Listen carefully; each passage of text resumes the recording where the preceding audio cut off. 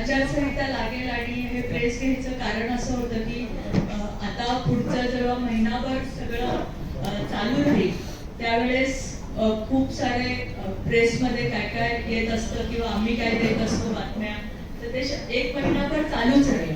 पण मला असं वाटलं की आपण जे काही केलंय ते आपण आपल्या माध्यमातून हे सगळ्यांसमोर मांडलं पाहिजे. म्हणून तर खरं तर मी या सगळ्यांना तुम्हाला आज आमंत्रित केलं की 3 टर्म मी पर्वती मतदारसंघामध्ये आमदार आहे आणि तिन्ही टर्म मला पुण्यामध्ये चांगल्या मतांनी मतदारांनी निवडून दिलं.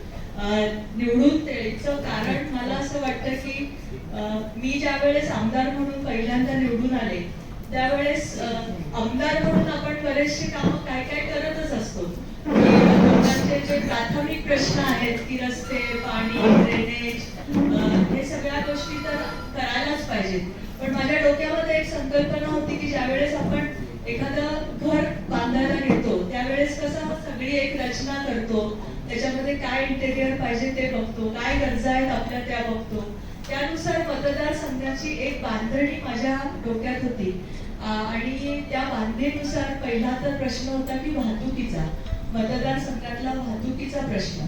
आणि तो पूर्णपणे म्हणजे त्यावेळेस मला असं आठवतं की पहिल्या टर्म मध्ये ज्यावेळेस स्वारगेटचा उड्डाणपूलची मी प्रस्ताव टाकला तर तो उड्डाणपूल त्यावेळेस MSRTCकडे आपले महानगरपालिकेचे 40 कोटी रुपये अडकलेले होते आणि ते ह्या माध्यमातून आपण महानगरपालिकेत आणले आणि त्यावेळेस तो ब्रिज झाला. तसा तो ब्रिज असेल, सिंहगड रोडचा ब्रिज ज्यावेळेस मी म्हणजे प्रस्ताव हे केला, मला आधी खूप जणांची मागणी होती की नाही आपल्याला ब्रिज पहिला केला पाहिजे. पण मी म्हटलं नाही, ब्रिज पहिला करून उपयोग नाही. आपण जोपर्यंत त्याला पॅरलल रोड करत नाही तर आपण ब्रिजचं काम सुरू केलं तर आपल्याकडे खूप मेस होईल. म्हणजे तुम्ही आता बघताय की पॅरलल रोड असताना सुद्धा ब्रिजच्या कामानंतर खूप ट्रॅफिक जाम होत होतं. पण आता एक साईड आपण सुरू केली तर बरंच ट्रॅफिक नागरिकांना वाटायला लागले की नाही आता जर पूर्ण फंटाईपर्यंतचा जर सुरू झाला तर निश्चितच ट्रॅफिक सुरळीत व्हायला मदत होईल आणि दोन्ही साईडनी तो फंटाईनचा ब्रिज आपण हे केला. त्याच वेळेस जेव्हा ब्रिज आपण करत होतो त्याच वेळेस सेकंड फेजची जी खडकवासला हडपसर मेट्रो मार्ग होता हा आपण त्यावेळेसच विचार केला की ठीक आहे, प्रस्ताव तर आपण महानगरपालिकेत होता तेव्हा तरी सुद्धा आपण विचार केला की मंजुरी येऊन तो प्रस्ताव होईल तर आपण परत ब्रिजची मोडतोड करणं वगैरे न करता आपण नागरिकांचा पैसा वाया न घालवता आपण त्याच्यामध्ये पिलरच्या सोयी करून ठेवल्या आणि मेट्रोचे जे पिलर तिथनं जाणार आहे त्याची योजना आपण ह्याच ह्याच्यामध्ये ते पिलर पण करून ठेवले. त्याचप्रमाणे आता नदीकाठचा जो रोड आहे, आम्ही कोर्टामध्ये इतके वर्ष आम्हाला आता परमिशन मिळाली की नदीकाठी तुम्ही रोड करू शकता. तो एक एलिव्हेटेड रोड, अजून पॅरलल रोड विठलवाडीला तिथून त्या कमानीपासून तो होईल. म्हणजे सिंहगड रोडचा ट्रॅफिक असेल, स्वारगेटचा असेल, आता गंगाधामच्या इथे तुम्ही बघत असाल तर इतके मोठ्या मोठ्या स्कीम झाल्यात, MTM मार्केट येते. त्याच वेळेस आम्ही गंगाधामचा ब्रिज टाकला, अंडरपास टाकला, जसं स्वारगेटला अंडरपास टाकला. तर वाहतुकीच्या दृष्टीने आपण हे संपूर्ण खरं तर प्लॅनिंग केलेलं आहे. म्हणजे स्वारगेट कात्रजची जी मेट्रो असेल तर ती पहिल्या फेजमध्ये आपल्याला घेतली नव्हती स्वारगेट कात्रजची मेट्रो. पण मला एक्सटेन्शनसाठी मी खूप प्रयत्न केले त्यावेळेस की नाही मला एक्सटेन्शन मध्ये ती करून द्या. आणि एक्सटेन्शन मध्ये करणं हे खरंच खूप अवघड काम असतं कारण तो जो निधी प्रस्तावित असतो फेजसाठी तो निधी केंद्र सरकार किंवा ह्याच्यासाठी मग वेगळ्या सगळ्या मीटिंग्स, वेगळे सगळे एस्टिमेट सगळं तयार करायला लागतं आणि महानगरपालिका राज्यांनी एक्स्ट्रा 10% त्याची जबाबदारी त्यावेळेस उचलली. नाहीतर आज स्वारगेट कात्रजची जी मेट्रो केंद्राने मंजूर करून आपण काम सुरू करू शकतो तर ती पुढच्या फेजमध्ये म्हणजे खडकवासला ते हडपसरच्या फेजमध्ये गेली असती तर ती आज लवकर होतीये.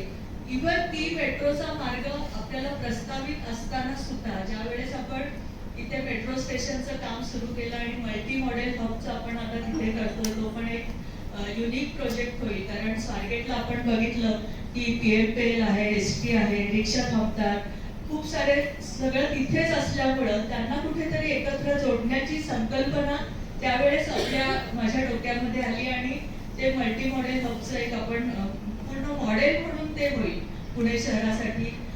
ज्याचं काम सुरू केलं तर त्यावेळेस आपण ही स्वारगेट कात्रजचं जेव्हा मशीन हे करत होतं, तर आपण तो भुयारी मार्गामध्ये ते टनेलची ओपनिंग पण करून ठेवली की नेक्स्ट जेव्हा मार्ग सुरू होईल तेव्हा त्याचं अजून खर्च व्हायला नाही पाहिजे.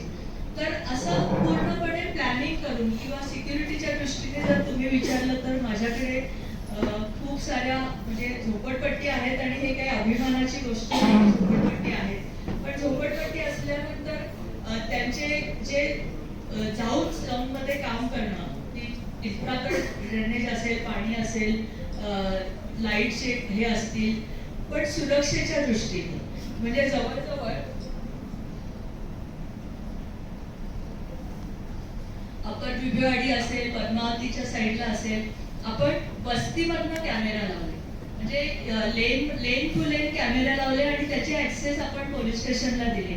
माझ्याकडच्या सगळ्या पोलीस स्टेशनला मी दरवेळेस म्हणजे आता 2 वर्षांनी कॉम्प्युटर पण जुने होतात, पण मी दरवेळेस त्यांना कॉम्प्युटरचे 10-15 कॉम्प्युटरचे संच देते.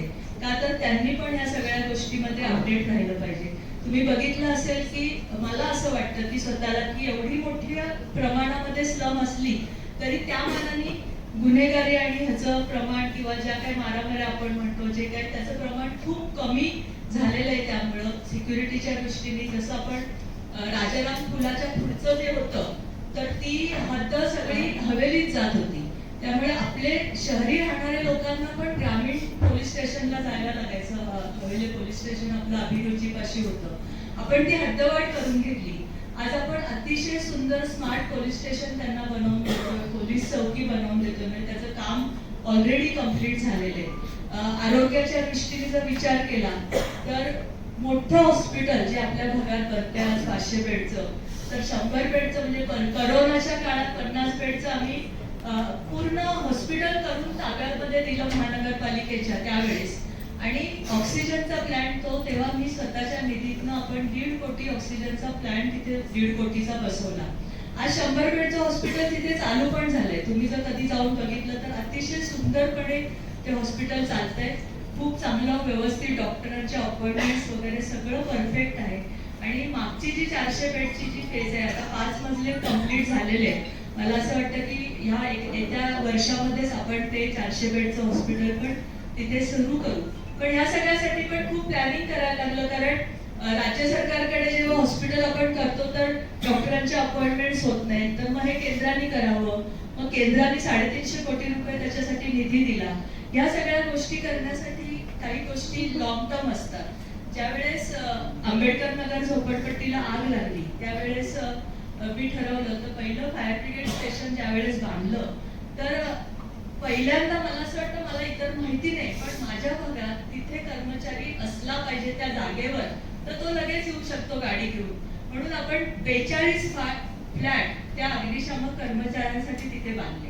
म्हणजे केंद्र तर बांधलंच पण त्याच्या मागे जवळजवळ एवढे फ्लॅट त्यांना बांधून दिले की ते कर्मचाऱ्यांनी तिथेच राहावं. त्याचप्रमाणे बऱ्याच ठिकाणचं तुम्ही म्हणाल की वस्तीमध्ये म्हणजे एवढ्या छोट्या छोट्या घरं असताना सुद्धा घरटी शौचालयाची स्कीम खूप चांगली राबवली गेली आणि नुसत्या आंबेडकर नगरमध्ये आम्ही त्यावेळेस 3000 शौचालय बांधली.